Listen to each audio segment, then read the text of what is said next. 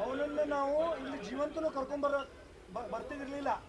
ಇನ್ಮೇಲೆ ಕೊಡಕ್ಕೆ ಕರ್ಕೊಂಡ್ಬಂದೇವೆ ಅಂತಂದ್ರೆ ನಾವು ಅಷ್ಟೇ ಶಾಂತಿ ಪ್ರಿಯರು ಅದೇವಿ. ಹೋಗಿ ಅನ್ಬೇಡ್ರಿ ನಮ್ಮನ್ನು. ಸ್ಟೇಷನ್ ನಮ್ದಿದ್ದು. ನಾವಿಲ್ಲೇ ಇರೋದು ಮಾಡಿ ಲೋಗೋ ಮಾಡಿ ಕರ್ಕೊಂಡ್ಬರ್ತೇವೆ. ಸ್ಟೇಷನ್ ನಮ್ದಿದ್ದು. ಅಲ್ಲೇ ಮಾಡ್ತಿದ್ವಿ. ಯಾಕೆ ಕರ್ಕೊಂಡ್ಬರ್ತಿದ್ವಿ?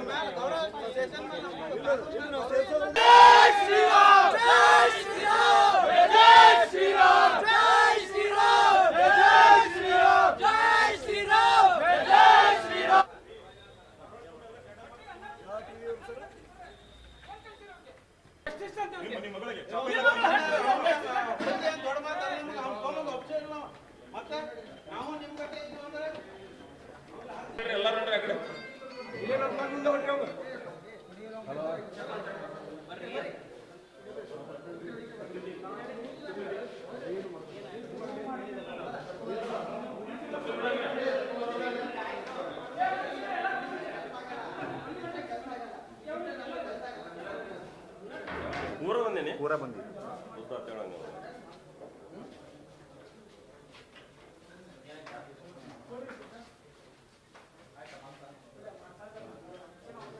ಸರ್, ತಮಗೆಲ್ಲ ತಿಳಿದಿರೋ ಹಾಗ ಹುಬ್ಬಳ್ಳಿ ಒಳಗಡೆ BUB ಕಾಲೇಜ್ ಒಳಗಡೆ ನಮ್ಮ ಸಹೋದರಿ ನೇಹಾ ಹಿರೇಮಠಿಗೆ ಮೊನ್ನೆ ಅವನು ಭಾರೀ ಬರ್ಬರವಾಗಿ ಕೊಲೆ ಮಾಡಿದ್ದನ್ನು ನಾವು ಯಾರೂ ಇನ್ನೂ ಮರ್ತಿಲ್ಲ. ಹಸಿಯಾಗೇ ಇರಬೇಕಾದ್ರೆ ಇದೆಂಥ ಅಸಹ್ಯ ಸಮಾಜ ಅಂದ್ರೆ, ನಾಗರಿಕ ಸಮಾಜ ತಲೆ ಎತ್ತಲಾರ್ದಂತಹ ಕೃತ್ಯ ಆದಾಗ ಅದೇ ಕೋಮಿನ ಕೆಲವು ಯುವಕರು ಆ ಸಮರ್ಥನೆ ಕೊಟ್ಕೊಂಡು ಟ್ರೂ ಫಾರ್ ಜಸ್ಟಿಸ್ ಅಂಥೇಳಿ ಪೋಸ್ಟ್ ಮಾಡ್ತಾಯಿದ್ದಾರೆ. ಅದರಲ್ಲಿ ಕೆಲವು ಹುಡುಗರನ್ನು ನಾವು ಹಿಡ್ಕೊಂಬಂದು ಇಲ್ಲಿ ವಿದ್ಯಾಗಿರಿ ಪೊಲೀಸ್ ಸ್ಟೇಷನ್ಗೆ ಒಪ್ಪಿಸಿದ್ದೀವಿ. ಸರಿಯಾದಂತಹ ಕ್ರಮವನ್ನು ಕೈಗೊಳ್ಳ್ರಿ ಅಂತ ಹೇಳ್ತಾ ಇದ್ದೀವಿ. ಸರಿಯಾದ ಕ್ರಮವನ್ನು ಅವ್ರು ತೊಗೊಳ್ತಾರೋ ಇಲ್ಲೋ ಗೊತ್ತಿಲ್ಲ. ಯಾಕಂದ್ರೆ ರಾಜ್ಯದೊಳಗೆ ಸರ್ಕಾರ ಅವ್ರ ಪರವಾಗದ ಅಂಥೇಳಿ ನನಗೆ ಅನ್ನಿಸ್ತದ.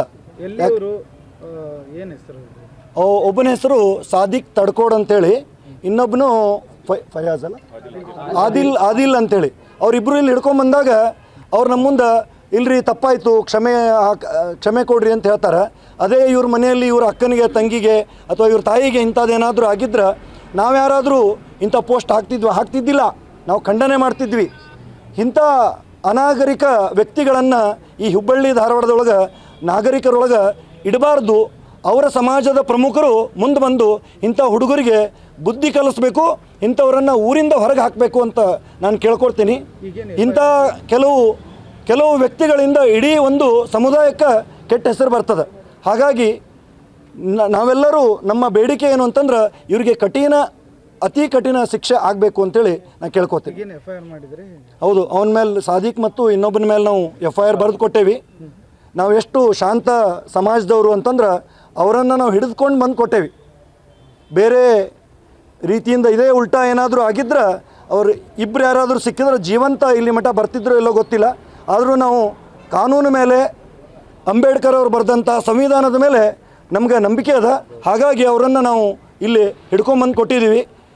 ಇಲ್ಲಿ ಸರ್ಕಲ್ ಇನ್ಸ್ಪೆಕ್ಟರ್ ಅವರು ಭರವಸೆ ಕೊಟ್ಟಾರ, ನಾವು ಅವ್ರ ಮೇಲೆ ಏನಾದರೂ ಆ್ಯಕ್ಷನ್ ತೊಗೋತೀವಿ ಅಂತೇಳಿ. ಬರೀ ಆ್ಯಕ್ಷನ್ ಅಲ್ಲ, ಕಠಿಣವಾದ ಆ್ಯಕ್ಷನನ್ನು ತೊಗೊಳ್ಬೇಕು ಅಂತೇಳಿ ನಿಮ್ಮ ಮಾಧ್ಯಮದ ಮೂಲಕ ನಾನು ಕೇಳ್ಕೊಳ್ತೇನೆ. ಸಂತೋಷ್ ಪೂಜಾರಿ, ಸಾಮಾಜಿಕ ಕಾರ್ಯಕರ್ತ.